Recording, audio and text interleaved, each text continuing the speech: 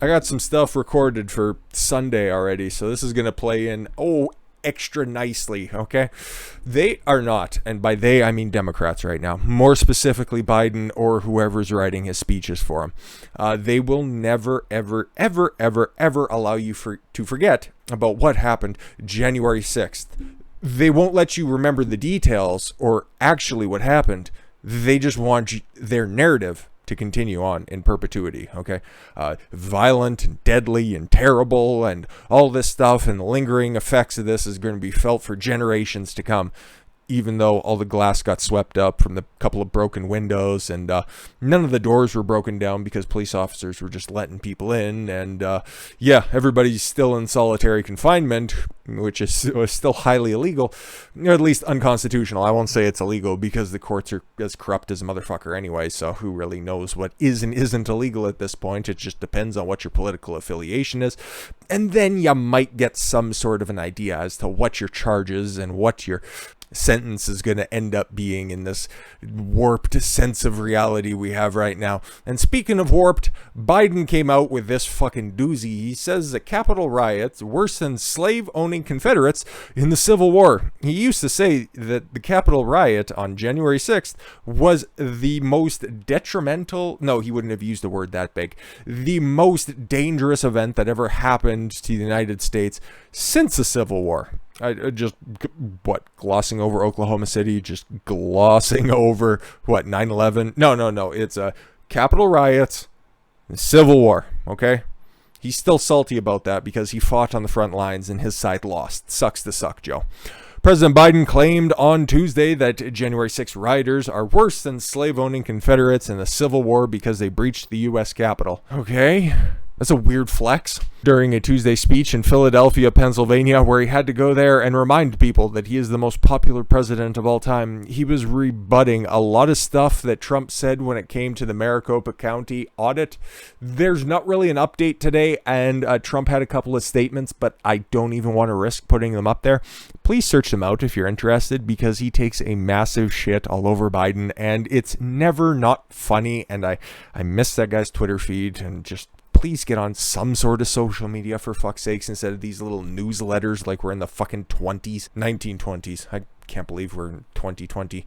Doesn't feel like it, and just feels like an extension of the late 90s. Thank you, cultural malaise. But yeah, no, Biden had to go down there and remind everybody that he's a duly elected president. That's somebody who's very confident in their position would have to do, right? Anyways, he said, the assault on free and fair elections is such a threat.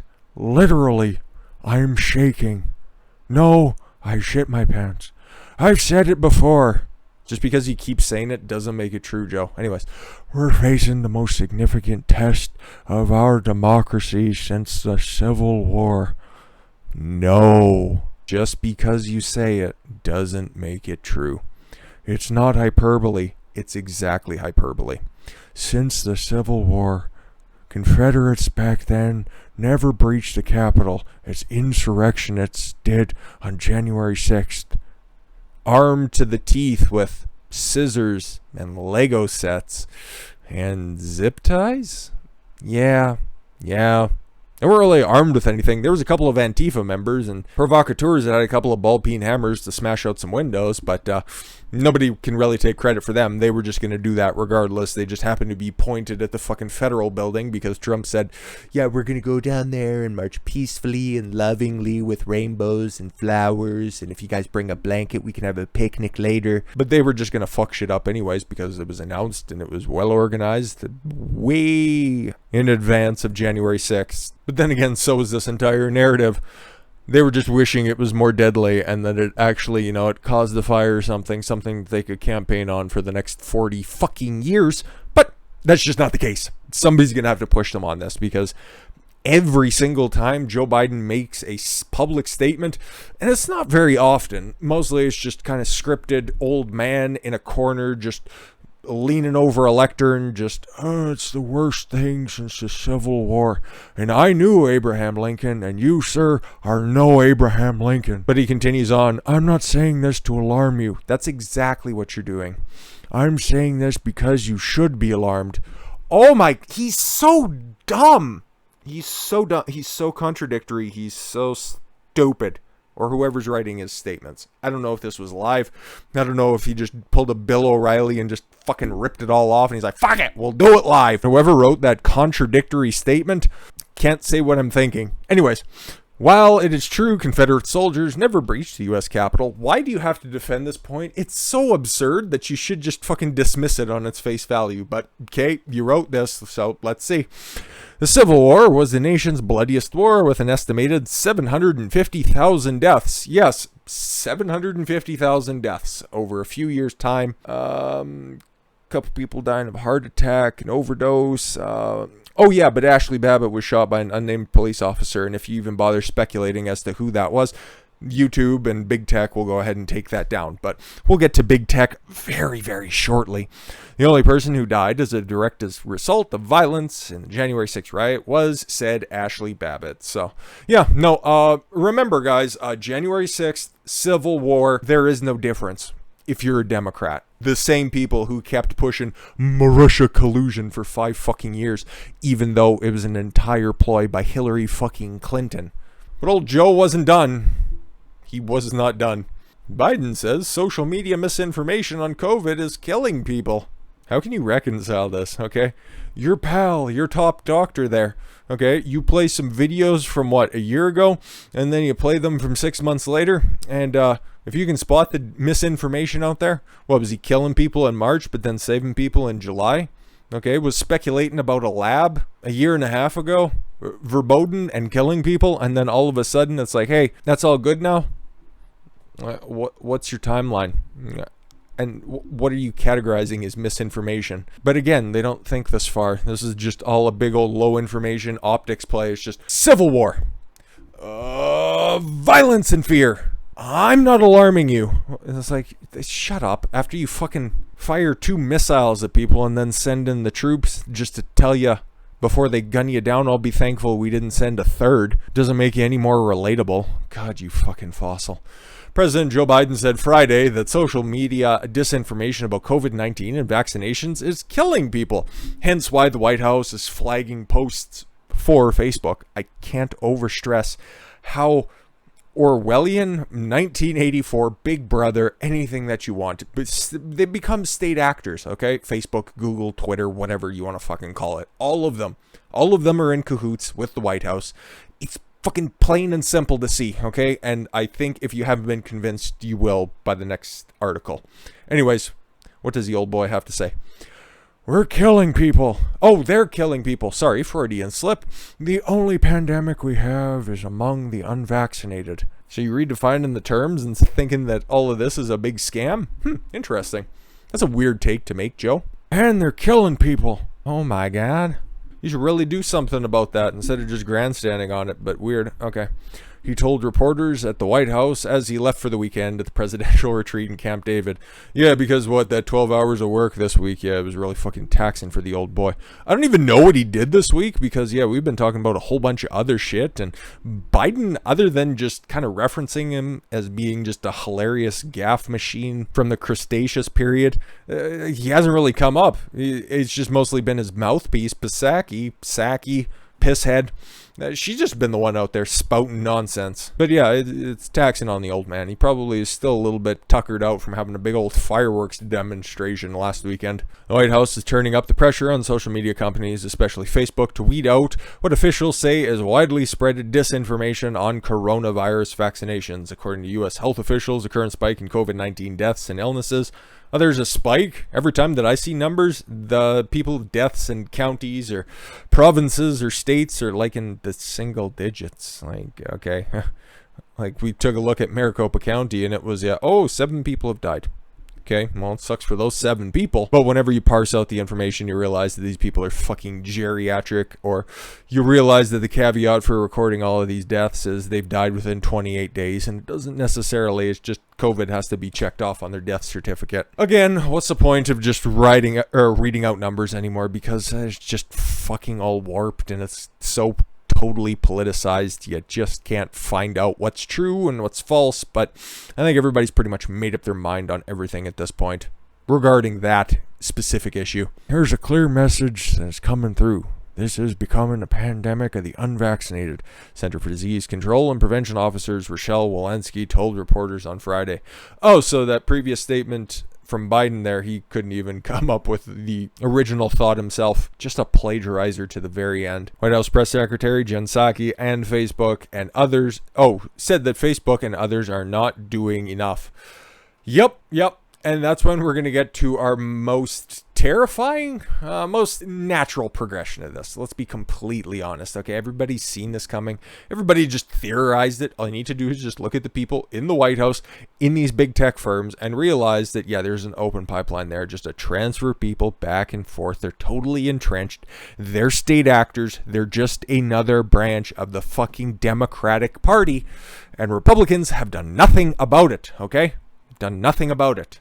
And that's why we have this dystopian hellhole of a future. Psaki suggests social media users who post misinformation should be banned on all platforms. You banned on one place, you should be banned on all of them. Oh, for spreading disinformation, because we want people to be alive from something that has a 1% fucking death rate for most of the population, okay? I can speak to this as somebody who has had the coof, somebody who has family members who have had the coof. They had very different reaction to it than I did. For me, I continued to make videos. I continued to run 8 fucking miles a day, completely uninterrupted, and it didn't affect me a fucking bit. My parents, yeah, it hit them like a fucking sledgehammer, okay? So I've seen both sides of this, okay? I don't want more people to get this. I definitely don't. But I don't want these authoritarians to seize more control off the back of this. And that's exactly what they're doing. That is exactly what they're doing. That's why they're never going to let January 6th die. They are never going to let this pandemic die unless you take it from their cold, dead hand. Don't take that as any sort of incitement to anything. It's not like I could fucking control anybody out there to do anything. I'm just saying they're going to ride this motherfucker until it bucks. And, there's still miles left to go in this one, because every time they pimp out the new variant that's out there, or you know what, we're going to have to make masks mandatory for the children because they could potentially spread it to the senior citizens that are out there. You know, all the ones that are left because Cuomo and Whitmer pretty much killed them all. And vaccines forever. Yeah, let's get into this. White House Press Secretary Jen Psaki suggested Friday that people on social media shouldn't be banned from one platform. I agree. Okay, thanks. Bye. Okay, I've been Don Consuelo. Want you to... No, unfortunately not. And not others.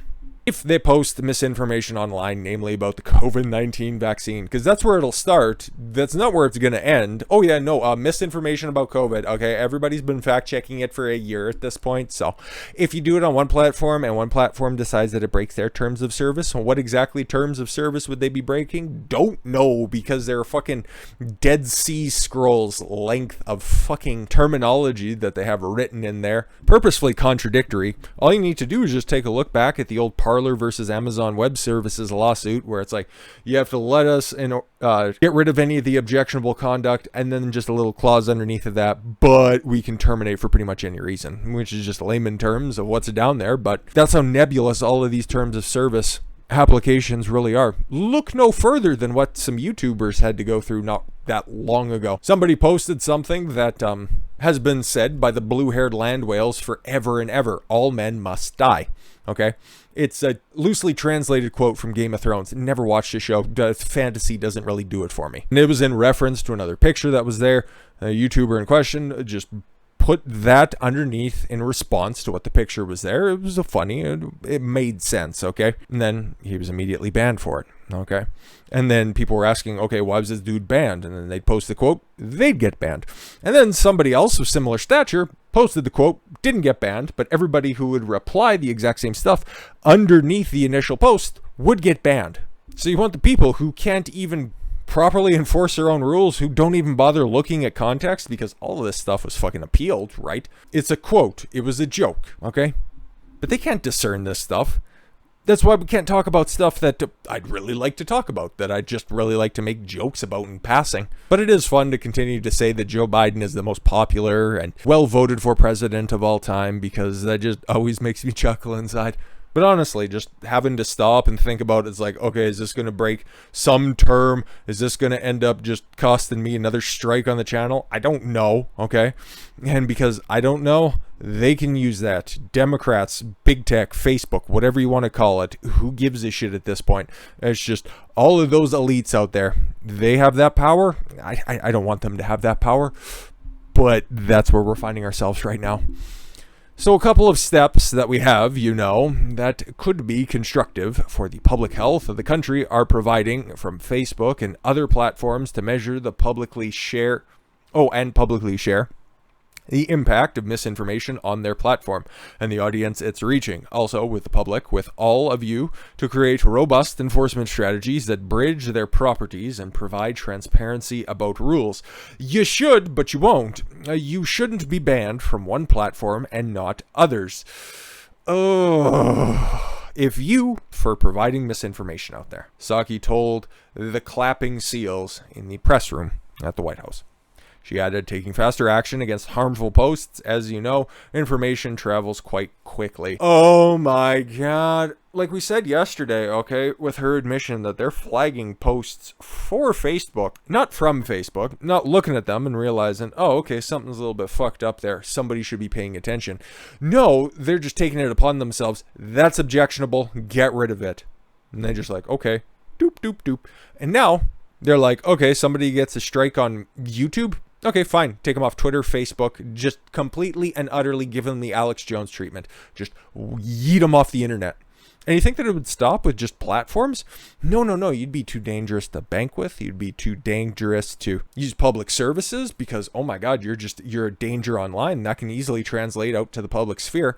It's a slippery slope argument, I understand, but at this point, has any of that stuff, any of that speculation not come true? Somebody needs to check this shit, okay? I know it's getting a lot of play right now, but it should be getting a hell of a lot more because this is authoritarianism of the highest fucking level, okay? They just want to start depersoning people who they don't agree with, okay? And right now, oh yeah, it's just the misinformation spreaders about COVID. But then it'll be the dangerous people from the Capitol, okay? Then it'll be anybody who wants to share that ideology. And then it'll be combing through old posts, combing through old videos, combing through whatever the fuck they can find out there of people who, I don't know, just have a conservative lean. Are we there yet? No. But are we on the way? Yeah. Yes, we are. Oh, but you know what? Let's wrap up today with a little bit of commentary on two of my favorite governors out there. One reason why, I wish that the recall effort in California would be just a little bit goddamn more successful, but unfortunately it probably won't be. But hey, another piece of content for Sunday. There's at least somebody good who threw their hat into the ring in that race there. And then another recall effort, which is slowly getting off the ground in Michigan. A couple of developments there. Things that we should be talking about. So, with that said, I thank you all very much for the gift of your time. I've been Don Consuelo. I want you to follow your gut and get after it. Take care, everyone.